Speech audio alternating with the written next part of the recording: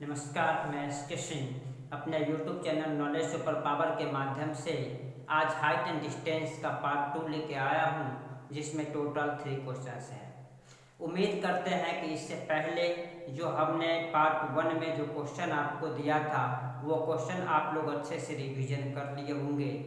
आज इसमें हम जो 3 क्वेश्चन लेके आए हैं उस तीनों क्वेश्चन का एक एक करके सॉल्यूशन करेंगे।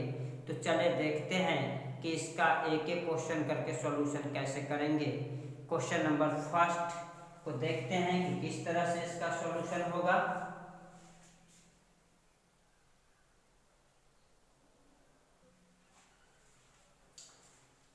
क्वेश्चन नंबर फर्स्ट है, भूमि पर एक बिंदु से एक मीनार की चोटी का उन्नयन कोण 30 डिग्री है।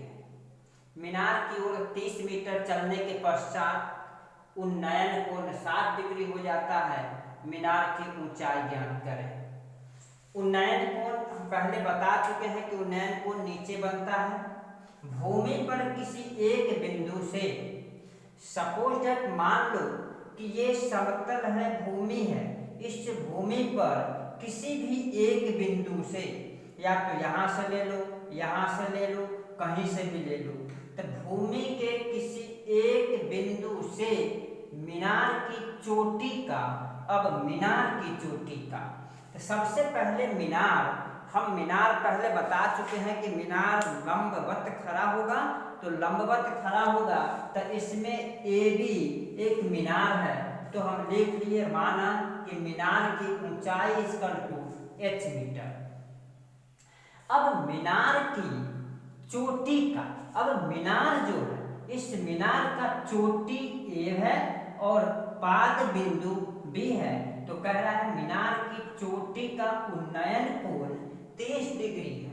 उन्नयन कोण 30 डिग्री है कहां पर? तो भूमि पर एक बिंदु से। तो भूमि का कोई बिंदु मान लो कि सी है। इस सी बिंदु पर मीनार के चोटी का उन्नयन कोण 30 डिग्री है, तो 30 डिग्री हमने लिख दिया। अब कह रहा है मीनार की ओर 30 मीटर चलने के बाद, अब यहाँ पे कोई बिंदु है, अब यहाँ से चलो, उस साइड चलो, किस साइड? मीनार की ओर चलो। तब मीनार की ओर 30 मीटर चलने के पश्चात, मीनार की ओर हम 30 मीटर तक चले, यानी 30 मीटर चलने के पश्चात उन्नयन कोण बनता है 60 डिग्री। यानी जब हम इस पॉइंट से 30 मीटर आगे चले, मीनार की ओर चले, तब उन्नयन कोण 60 डिग्री हो जाता है। तो इसका उन्नयन कोण 60 डिग्री हो गया। मीनार की ऊंचाई ज्ञात करें। अब देखो, ए बी मीनार है, सी पृथ्वी पर कोई बिंदु है, भूमि पर कोई बिंदु है, यहां से 30 मीटर तक चले, यानी यहां से इस डी पॉइंट तक चल के गए, यानी 30 मीटर तक चल के गए, उन्नयन कोण 60 डिग्री हो गया। अब हमें मीनार की ऊंचाई निकालना है।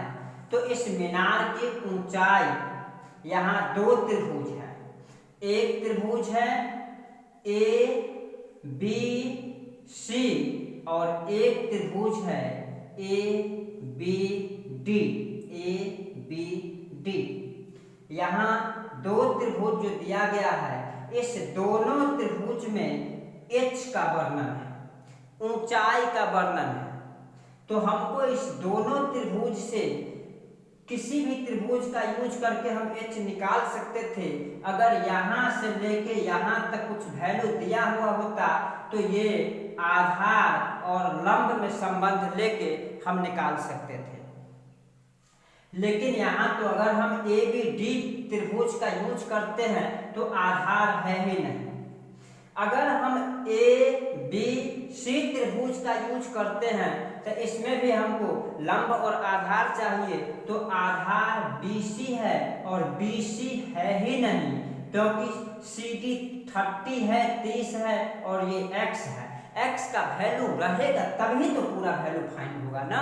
अगर x का वैल्यू कुछ रहता 10, 5 तो इस दोनों को जोड़ के हम BC ले आते और तब लंब और आधार में संबंध लेके हम h निकाल लेते, लेकिन यहाँ तो है नहीं। इसलिए अब हम यहाँ लिख लिए हैं कि माना कि मीनार की ऊंचाई h मीटर, BD जो दिया हुआ BD को हमने मान लिया x, BD यहां से लेके यहां तक को हमने x मान लिया और CD यहां से लेके यहां तक तो 30 मीटर है, यह दिया हुआ ही है। अब हम त्रिभुज में लेंगे संबंध, पहले ABC त्रिभुज में ले लो तो लिखो अब त्रिभुज ABC में हमको लेना है लंब और आधार में, तो लंब आधार में तो लेना है, लंब आधार या तो tan या cot के साथ आता है तो हम tan के साथ ले लेते हैं।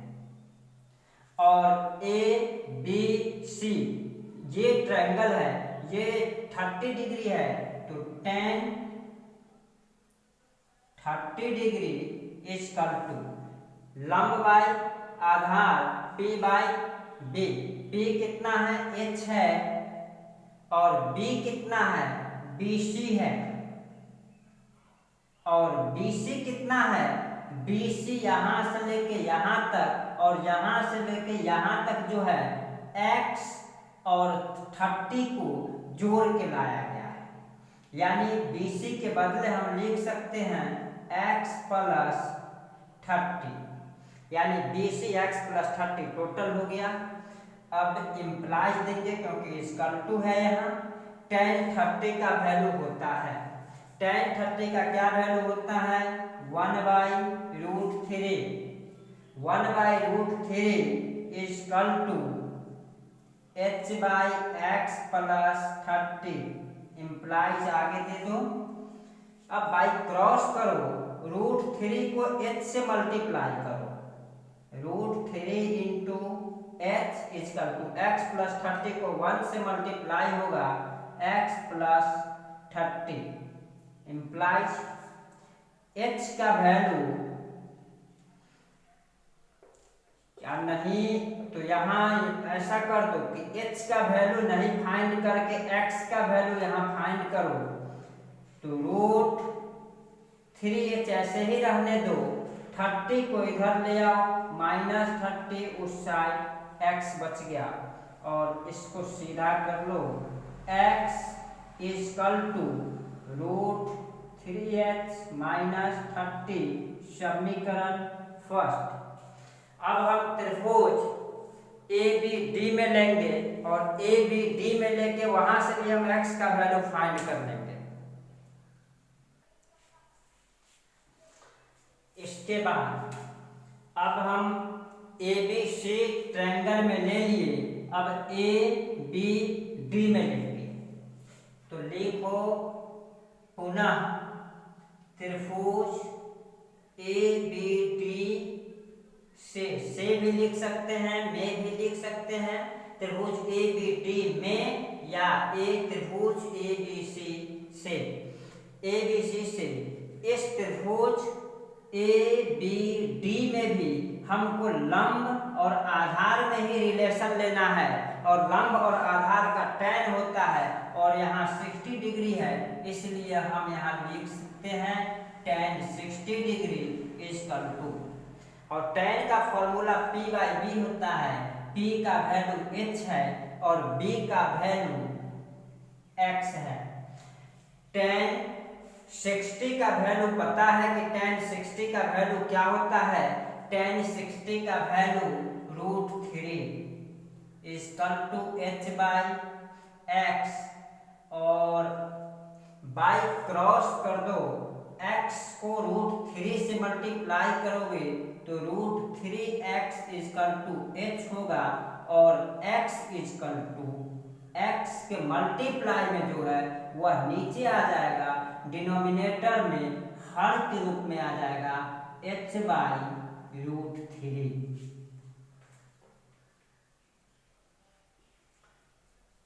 समीकरण 2। अब इससे पहले समीकरण 1 में देखो कि क्या था, x = √3h-30 और समीकरण 2 में आया x = h/√3। बायां से बायां मीन्स LHS में यहाँ भी x बाईं ओर, यहाँ भी x बाईं ओर, यहाँ भी x। तो जब बाईं से बाईं इक्वल है, LHS इक्वल है, इस साइड से ये साइड अगर इक्वल है, बराबर है, तो बाईं ओर से बाईं ओर बराबर, तो दाईं ओर से दाईं ओर बराबर होगा। इसलिए इसको हम लिख सकते हैं यहाँ पे समीकरण 1 तथा 2 से √3h-30 = h/√3। और अब क्या करो, रूट इंप्लाइज √3h, ये और ये सेम कैटेगरी है, h यहाँ भी है, h यहाँ भी है, इसलिए दोनों सेम कैटेगरी हुआ, तो इस दोनों को एक साथ रखो।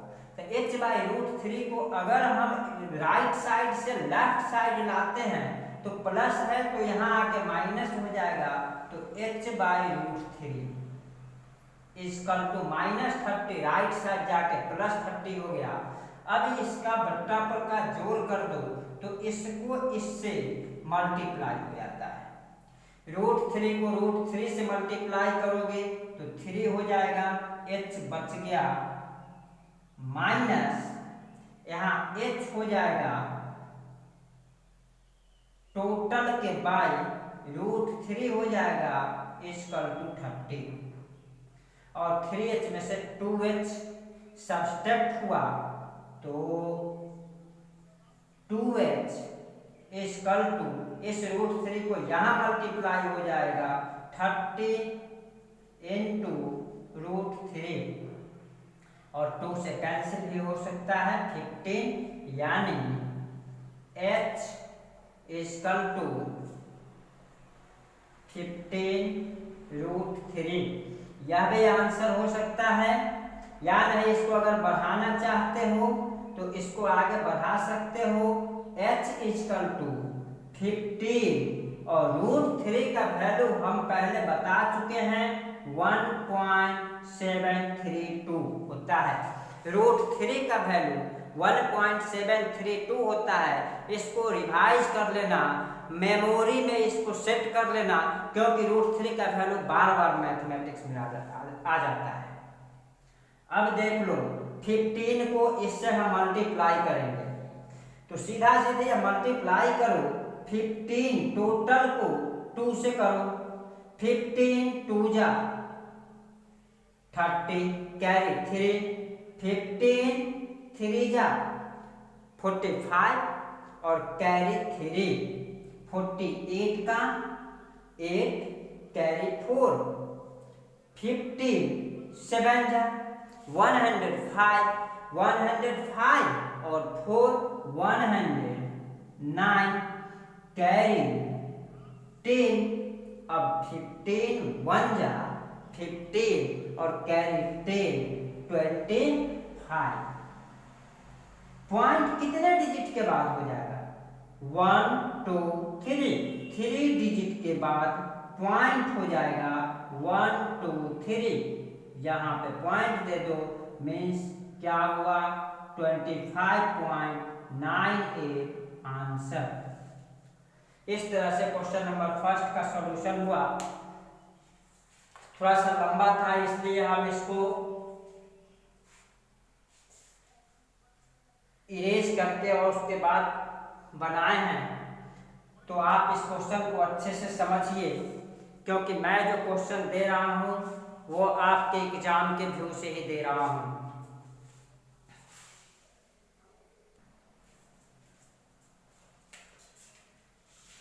क्वेश्चन नंबर 2, ये क्वेश्चन नंबर 2 आपके लिए है। ये क्वेश्चन नंबर 2 फर्स्ट के जैसा ही है।